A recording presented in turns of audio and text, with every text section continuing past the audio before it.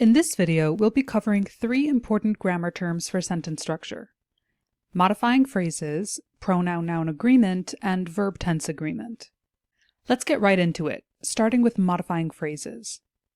A modifier is a word or phrase that changes, limits, or adds to the meaning of another word in the sentence. Most often, modifiers are adjectives or adverbs. For example, in the sentence, "The blue car sped down the street," blue is an adjective and modifies the noun car by telling us what it looks like. In the sentence, "He opened the door quickly," quickly is an adverb that modifies the verb open by telling us how he opened it. Building off of this, a modifying phrase is a phrase that adds detail to a sentence. It can describe who, what, where, when, why, or how something is happening. They don't stand alone. Rather, they're always attached to or near the word they're modifying. Before delving too far into modifying phrases, you may notice that the definition of a modifying phrase sounds very similar to a modifying clause, which we covered in our clauses and conjunctions video.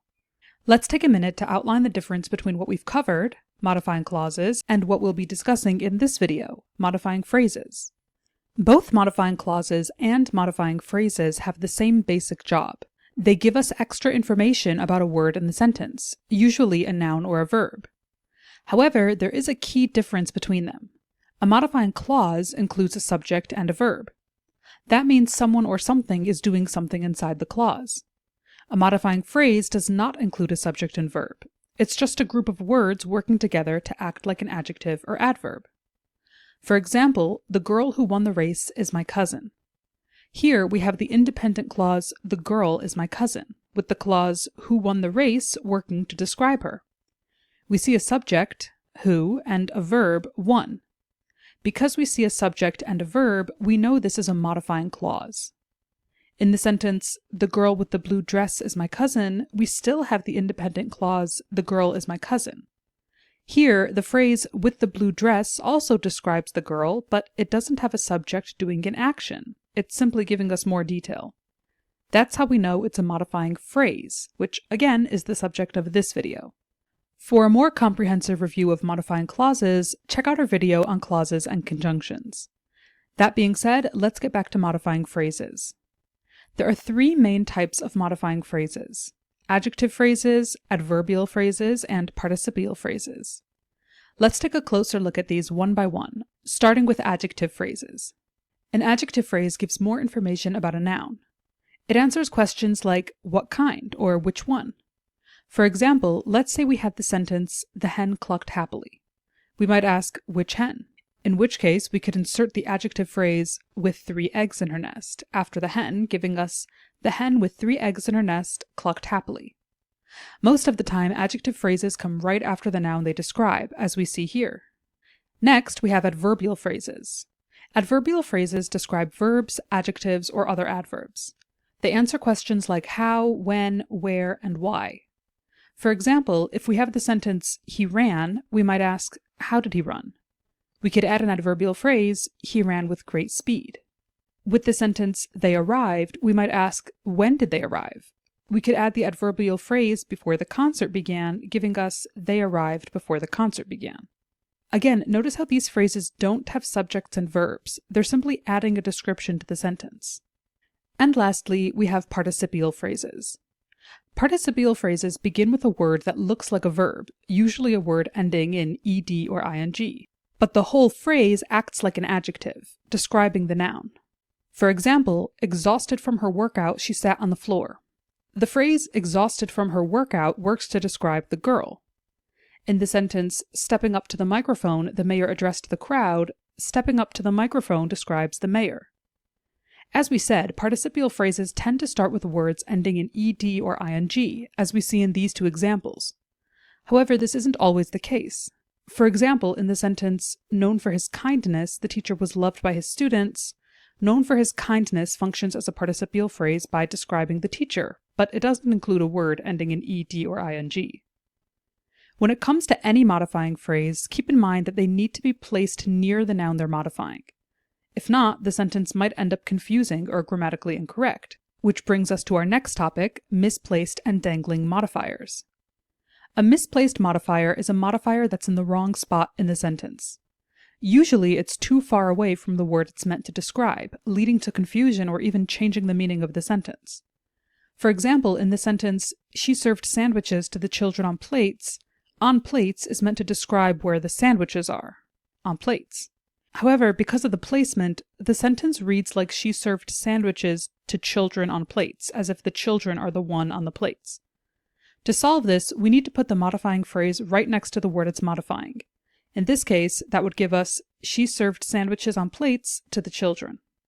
Another example would be, I saw a bird on the way to the store with bright blue feathers. Because with bright blue feathers is placed directly next to the store, it sounds like you are walking to a store covered in bright blue feathers. You could say, I saw a bird with bright blue feathers on the way to the store, but although this placement is clearer, it could still be understood as the speaker seeing the bird while the bird was on its way to the store. For the clearest structure, we'd write, on the way to the store, I saw a bird with bright blue feathers.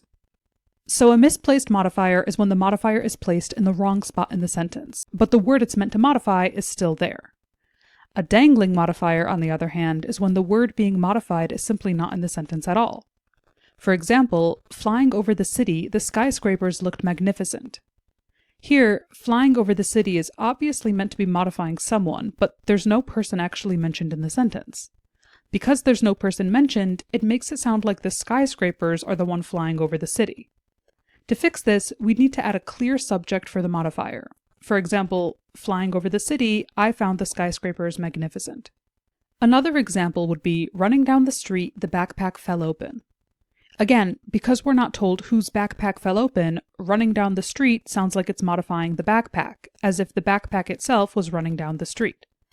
To fix this, we need to add a clear subject for the modifier. For example, running down the street, Natalie's backpack fell open. This way, it's clear who's doing the running. In order to avoid both of these mistakes in your own writing, always confirm that there's a clear subject and that the modifier comes directly after the word it's modifying. The next grammar concept we'll be covering is Pronoun-Noun Agreement. For an in-depth look at pronouns, check out our pronoun video in this series, but we'll briefly explain it here. In short, a pronoun is a word that replaces a noun or proper noun in a sentence. So instead of saying, Natalie threw the ball, Natalie was having fun, we could say, Natalie threw the ball, she was having fun. Instead of saying, George understood the math homework, we could say, he understood it. What we need to ensure, however, is that the pronoun and noun in our sentences match up. For example, a common mistake that even native speakers might make would be to say, every student should open their book. There is a plural pronoun and refers to more than one person. However, in this sentence, we're referring to each individual student. We can even see that the word student is written in the singular, as opposed to the plural students. Therefore, the correct phrasing would be, every student should open his or her book. Let's look at another example. If we were to say, all employees must wear their uniforms, their, while still plural, is correct in this context, as our noun is now employees, also in the plural. If we were to say, the team played their best game, although we might think of a team as made up of multiple people, it's really a singular noun, team, not teams. Therefore, the correct sentence should be, the team played its best game. It is worth noting that they is slowly becoming acceptable in less formal contexts as a singular pronoun. For example, instead of every student must open his or her book, one might say every student must open their book. However, this still remains mainly in spoken English. In the context of formal writing or grammar exams, it's best to stick to the traditional rules unless otherwise instructed. And lastly, we'll be discussing verb-tense agreement. Put simply, this means making sure the verbs in a clause match the time the clause is talking about. Let's break that down. As we know, a verb is a word expressing an action or a state, like run, jump, be, laugh, etc. Tense refers to when the action is happening, in the past, present, or future. So verb-tense agreement means making sure the form of our verb correctly matches the tense our sentence is in. For example, if we're discussing taking a bath yesterday, we'd say, yesterday I took a bath, with took in the past tense, as opposed to the present I take a bath or the future I will take a bath. Sometimes a sentence includes multiple verbs, but not all of them may match the intended tense. For example, last year I graduated, ran a marathon, and cooked dinner every night. From the indicator last year, we can tell this sentence is meant to be in the past tense. Here we see two verbs in the past tense, graduated and ran, but one in the present tense, cook. To correct this, we'd have to change cook to the past tense, giving us, last year I graduated, ran a marathon, and cooked dinner every night. While it's true that every clause needs to have verb-tense agreement, it's important to note that not every sentence needs to stay in one single tense. In some cases, it's necessary and correct to shift between tenses. Let's take a look at when these shifts are acceptable. First, when we want to show one action happening before another. For example, he had already arrived when I got there. Here, we see a shift from the past perfect tense had arrived to the past simple got. The past perfect indicates the first action, while the past simple shows the second action. Another common situation for tense shifts is reported speech. In other words, when someone's relaying what someone else said. For example, she said she's feeling better now. Said is in the past, while is in the present. However, this sentence is really split into two clauses. She said and she is feeling better now. Logically, these two tenses make sense, as she said this in the past, but her feeling better is happening now. And finally, tense shifts are acceptable when the context makes the time change clear.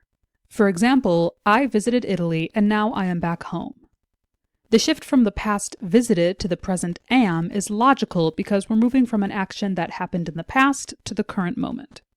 In these cases, the shift in tenses makes sense because of the context or structure of the sentence. It's important to pay attention to these subtle shifts when reading and writing, as they convey the sequence of events and timing more clearly. And that wraps up our review for grammatical terms for sentence structure. We went over modifying phrases, including misplaced and dangling modifiers, pronoun-noun agreement, and verb-tense agreement. Make sure to watch the other videos in the series for a full review and keep practicing.